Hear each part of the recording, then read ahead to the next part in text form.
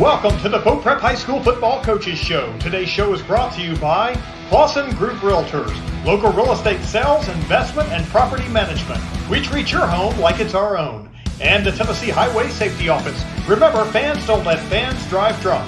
Now, please welcome the host of the Main Street Preps High School Football Preview Show, Kyle Reynolds, and Pope Prep head coach Brian Sneed. Welcome into the inaugural 2023 season Coaches Show. I'm Kyle Reynolds, joined by Coach Brian Sneed in his second year here at the helm. Coach Sneed, Friday night, a little tough loss coming out. Yep. Talk a little bit about, though, last year's team, your first team, how you go from what was a very experienced team to what you've got this year and what happened this summer. Yeah, so, obviously we came out against a tough East Nashville team the first game of the season, and I think our youth and experience showed. Last year we graduated 21 seniors.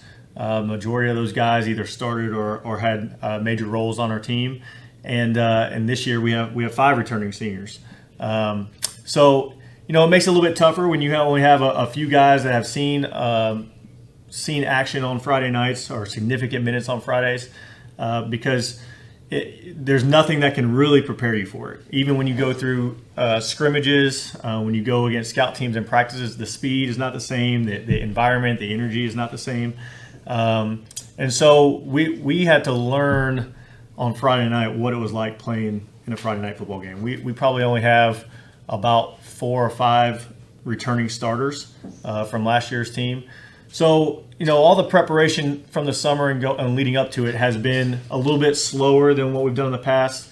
When you don't have, as an experienced group, you have to make sure that they understand the basics, make sure that they are progressing the right way so we're not skipping over anything. We're not trying to throw too much at them to where, when guys aren't playing fast because they don't understand the schemes or the concepts because they don't have enough experience running those, then they're going to play slower. They're going to be a little more timid. And so this summer, we tried to really slow that down to try to, install at a rate that we thought, could get us to a point where we're going to start seeing some success on the field and really start kind of talking about, okay, how do we mentally prepare? Preparation is not just that practice. It's all the things that we do outside of that. So we've started some mental preparation where we take a few minutes before every practice and visualize plays and visualize success that we're going to have. We take a few minutes after every practice and kind of write down our thoughts on things we did well during the practice or during the game, things we want to improve on, and then what steps we can take to improve. So just teaching these guys that preparation is not just practicing physically on the field, but there's all kinds of different sorts of preparation, and we're getting better at that each day. And one of the cool things that you do, and you all have helped start here, that is now going into all the athletic programs, are your virtues of the week. Mm-hmm. And it's something that you have now this year started to share with other coaches throughout. Talk a little bit about what you do, what virtues of the week means. You can talk about this week's virtue of the week and how you present that to the team and how that helps them grow as young men, not only on the field but off the field. Yeah, so our school is kind of had a big push on really emphasizing what the mission of our school is, and to prepare our students to be strong in mind, body, character, and spirit. Mm-hmm. So that kind of holistic view that you talked about, and we talk a lot about in our program the difference between perishable crowns and imperishable crowns, like St. Paul talks about in 1 Corinthians 9:25, and talks about how athletics and the physical realm and those things, those are all perishable. Eventually that fades. So what are the things that are going to be lasting, that are going to be imperishable? And we think kind of building our character, building our virtues, all the things that we think are going to last much longer than football. So what we've done, we partnered with Virtue Equals Strength. Our athletic department has, to where, they provide us resources. They kind of set a plan for us on preparing our coaches to talk about different virtues each week. We've talked about, I think the first virtue was resilience. We've talked about discipline. This virtue of this week, we're talking about dedication, which is the strength to continue on in one's purpose and direction.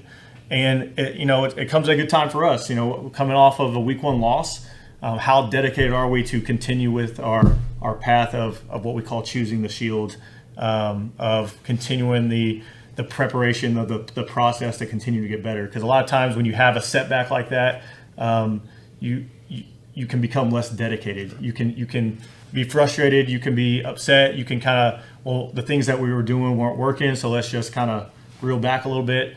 I mean, we're trying to encourage our guys to, hey, make sure that you are staying dedicated to the process.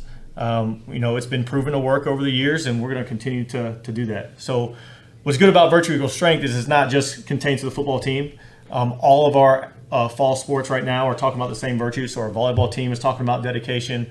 Our cross-country team, our soccer team. So let's not forget about that golf team.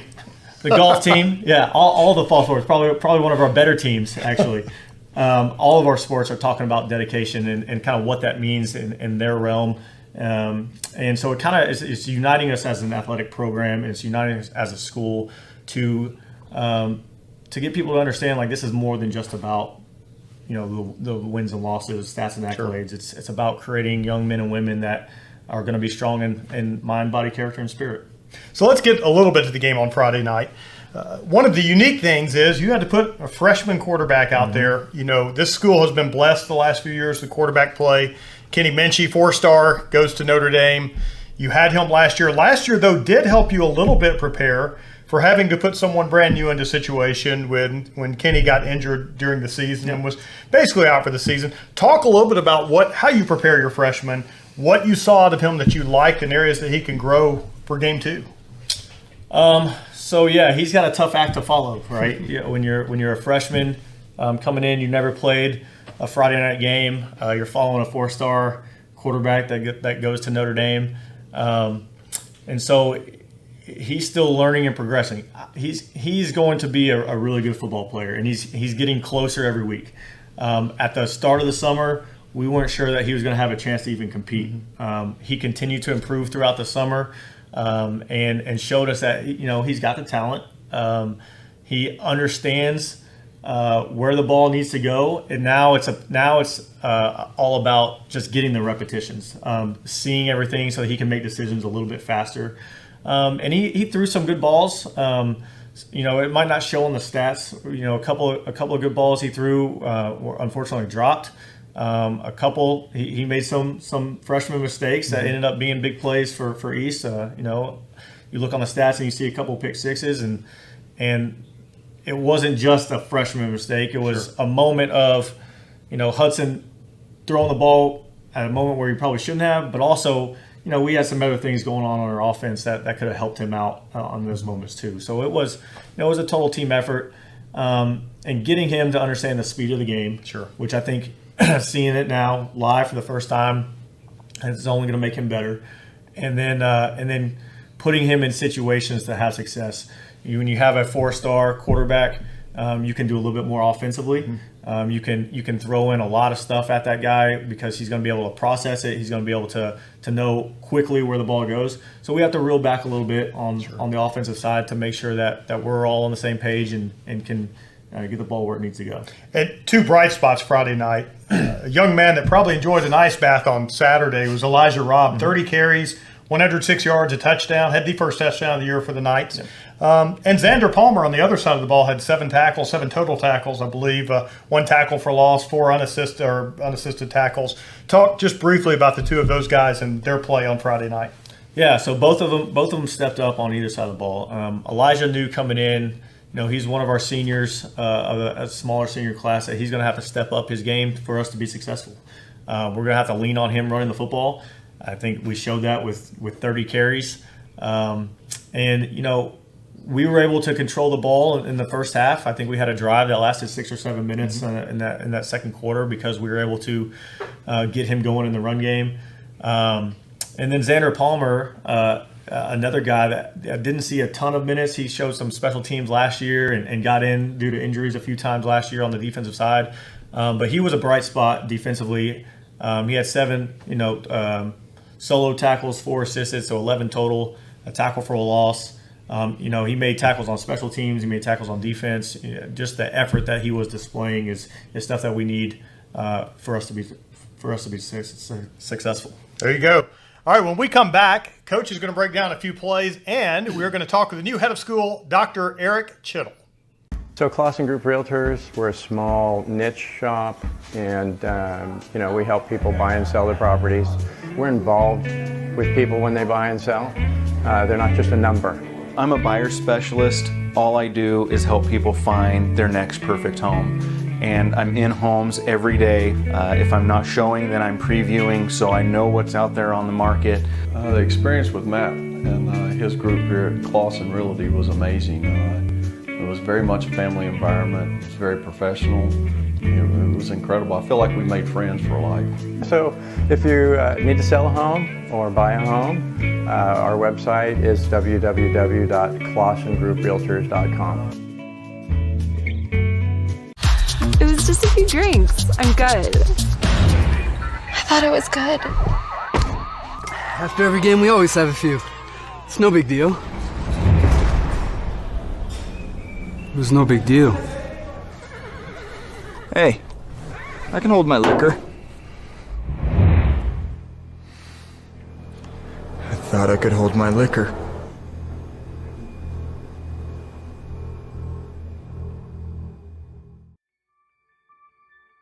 What separates us from other companies in Tennessee, that's going to be our mission to our customers, is to always improve the quality of life. That's from taking care of your pest to a friendly voice on the phone when you call, to a technician that comes out, he's competent, he's going to solve the problem for you. We're considered a full encompassing service, so we're going to take care of 50 plus different pests, and we'll always have your back. Welcome back, and now we're going to turn it over to Coach Sneed and let him do what he does best by breaking down some of the plays from last week's game. So we'll start with one of our defensive plays here, and consistency was a little bit of an issue for us defensively last week. So I want to show you kind of what we're looking for defensively. So East Nashville, it's 2nd and 10 right here. They're up 7 in the first half. They're marching to try to score again, and they're just running a basic, what we call a power play. So in a power, you have the fullback here is going to try to kick out our end. He wants to kind of wall him off and not let him get inside into the running lane. And then you'll have a backside guard that's pulling up inside for the linebacker. So what we are trying to do is not allow this fullback to kick out our linebacker or defensive end, whoever's in that position right there. And so what we do is we have what we call a spill technique, where we're going to try to get inside of that block to try to force this running back to either bounce outside on either side there. So you'll see right here, this is Jack Patterson, number 22, coming off the edge right here. And he's getting inside that block right there. You can see they're trying to run right up the A-gap right here. And we're doing a good job of spilling, making this running back kick out, or bounce out to the outside. So he's trying to get vertical up inside. He has to now bounce out to the outside here. And then we have our outside linebacker, Jackson Vonderhaar, coming up, playing a good cutback position right there to get a tackle for no gain. So we end up going from a 2nd and 10 to a 3rd and 10 in a big moment of the game, all right, because we're doing a good job of spilling and then getting to the football in our cutback position, wrapping up. And that's what we need to see more of our defense. Fitting out the run gaps effectively, more consistent on that this next week against Father Ryan, and that'll help us slow down their offense as they continue on.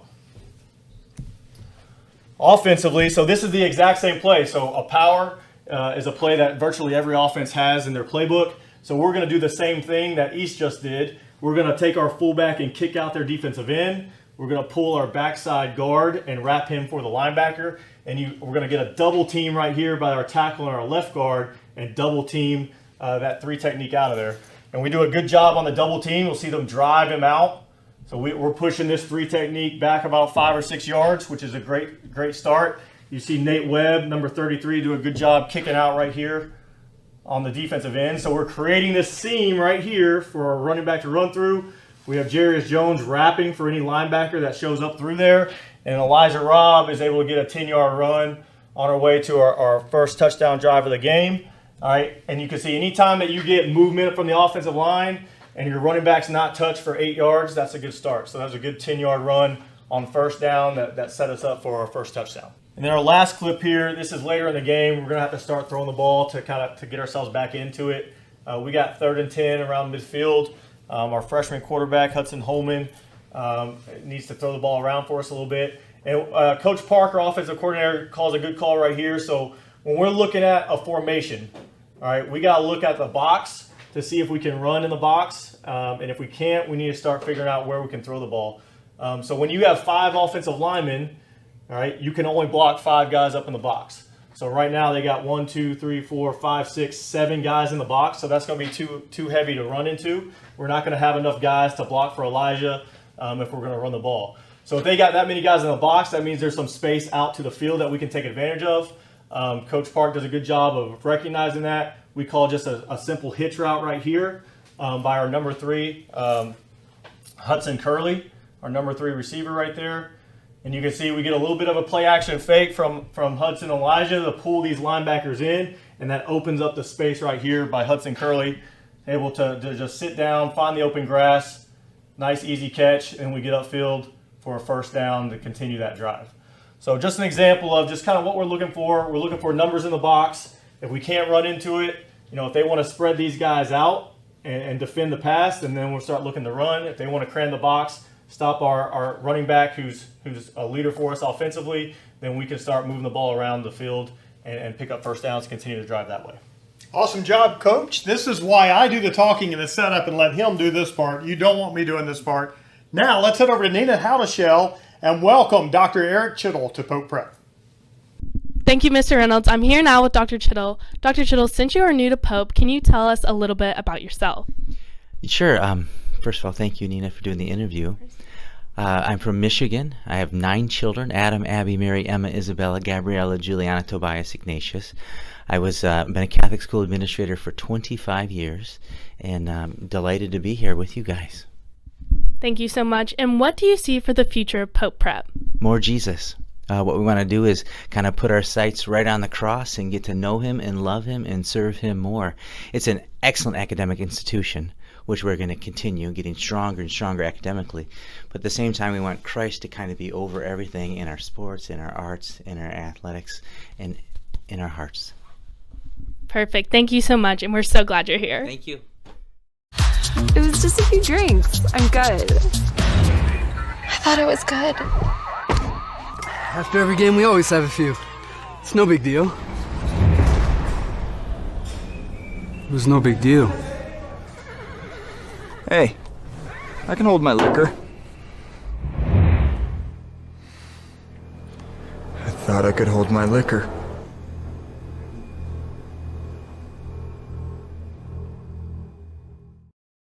So Clausen Group Realtors, we're a small niche shop, and we help people buy and sell their properties. We're involved with people when they buy and sell. They're not just a number. I'm a buyer specialist. All I do is help people find their next perfect home. And I'm in homes every day. If I'm not showing, then I'm previewing, so I know what's out there on the market. The experience with Matt and his group here at Clausen Realty was amazing. It was very much a family environment. It was very professional. It was incredible. I feel like we made friends for life. So if you need to sell a home or buy a home, our website is www.clausengrouprealtors.com. What separates us from other companies in Tennessee, that's going to be our mission to our customers, is to always improve the quality of life. That's from taking care of your past to a friendly voice on the phone when you call, to a technician that comes out and he's competent, he's going to solve the problem for you. We're considered a full encompassing service, so we're going to take care of 50 plus different pests, and we'll always have your back. Welcome back. The next opponent does not need an introduction around here. Father Ryan, one of the biggest rivalries around here. Talk a little bit about the pressures that the team faces when they play a rivalry game like this, and a game where they've had a lot of success in recent years. Yeah, so the pressure, it all depends on what perspective you take. And I don't think you can just treat this like any other game. And a lot of coaches will try to downplay these types of games in the locker room and pregame speeches and just say, oh, it's any other game. But I kind of take the philosophy of, let's just get the facts out there. This is a community game. Both Catholic communities coming together. Both kids, both kids on both sides of the schools here know each other. They grew up with each other. So it is a little bit more fun to compete against people that you've grown up with, families that you've known for years. And so, that could add a little bit of more pressure, or could add a little bit more fun, or however you want to call it. So there is a little bit more to this game. I don't think it's a pressure situation to where it needs to be where kids will freeze up. We try to get them to enjoy the moment, enjoy the process leading up to that moment. So yeah, you could say pressure, but in the reality of it, I think it brings more joy to the competitiveness than anything. And this is a game that means something to you and your family. Your dad's over at Father Ryan. Yep. You're here. We've seen him here. We've seen him there. Talk a little bit about that, and if there is anything during this week that makes it tough being a father and a son. So my dad is he's currently a PE teacher over at Ryan. He graduated from Ryan. My mom graduated from Ryan. 2 older sisters, aunts, uncles. I ended up coming here, and my younger sister ended up graduating from here as well when my dad took over the head basketball job when the school opened up. And since he's gone back to Father Ryan, and everyone wants to say, that's a big deal. How do you guys handle? Do you guys even talk during the week or anything like that? And we've grown up with it. I grew up supporting Father Ryan. That was the only Catholic school there. That was the team I cheered for. And then when I found out I was coming here, it's like, okay, well let's start putting everything into this place, in this school, and that's what I talk about. It adds to the game because there are split families out there. There are families that have grown up and going to Father Ryan because that was the only co-ed Catholic high school in town, and now you have these families that even though parents have gone to Ryan, their kids are coming to Pope, and that's what I think makes this place so special, and this game so special, is because of those ties between both communities. Sure. Well, you see it with a quarterback, JoJo Crump. Brother went to school here. Was a kid that grew up coming around here. Is at Father Ryan, has a lot of friendships with kids over here. So it is an interesting parallel for sure. Yeah, absolutely. And when you have it's a sibling rivalry. It's fun to it's fun to beat each other. That just adds to the joy of the game. And it's called the Bishop's Cup. The Bishop will be here and celebrate this one way or the other. He celebrates the winning team, certainly, on that. When we come back, Nina Howdeshell is going to sit down with our player of the week, Elijah Robb. Again, 30 carries, 106 yards, and a touchdown. What separates us from other companies in Tennessee, that's going to be our mission to our customers, is to always improve the quality of life. That's from taking care of your pest to a friendly voice on the phone when you call, to a technician that comes out and he's competent, he's going to solve the problem for you. We're considered a full encompassing service, so we're going to take care of 50 plus different pests, and we'll always have your back. It was just a few drinks. I'm good. I thought I was good. After every game, we always have a few. It's no big deal. It was no big deal. Hey, I can hold my liquor. I thought I could hold my liquor.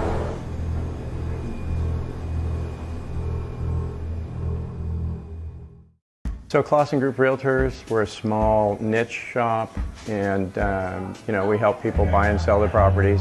We're involved with people when they buy and sell. They're not just a number. I'm a buyer specialist. All I do is help people find their next perfect home. And I'm in homes every day. If I'm not showing, then I'm previewing, so I know what's out there on the market. The experience with Matt and his group here at Clausen Realty was amazing. It was very much a family environment. It was very professional. It was incredible. I feel like we made friends for life. So if you need to sell a home or buy a home, our website is www.clausengrouprealtors.com. I'm here with player of the game, Elijah Robb. Elijah had 30 carries, 106 yards, and a touchdown. Elijah, tell me a little bit about your performance last week. I think I did pretty well, being able to run the ball and find the holes. I think something that I needed to improve on was definitely trusting my blockers. And yeah, I think the 106 yards came from just, from practice and just being able to trust my technique and being able to watch film. So how do you prepare during the week when you know you're going to be in a game on Friday where you're going to be carrying the ball as much as you do? I think mentally throughout practice, I practice like I play in a game. You know, make sure I take all the reps, running 110% every play, and physically, you know, make sure I'm hydrating Monday through Friday, and just making sure I'm going to my trainer every weekend, Chris, and just make sure I get my body right so I can be able to run the ball 30 times a game. Thank you. Welcome back to the Pope Prep Coaches Show. I'm Kyle Reynolds. This is Coach Brian Sneed. Coach, this week, Father Ryan, good luck against Ryan. Elijah Robb, congratulations. Hope you have another big game this week, and we will see you next week. Sounds good. Thank you, Kyle. You've been watching the Pope Prep High School Football Coaches Show with Kyle Reynolds and Pope Prep head football coach Brian Sneed. Join us each week at this time on Main Street Media TV to get the latest news about Pope Prep High School football. The Pope Prep High School Football Coaches Show is brought to you by Clausen Group Realtors and by the Tennessee Highway Safety Office.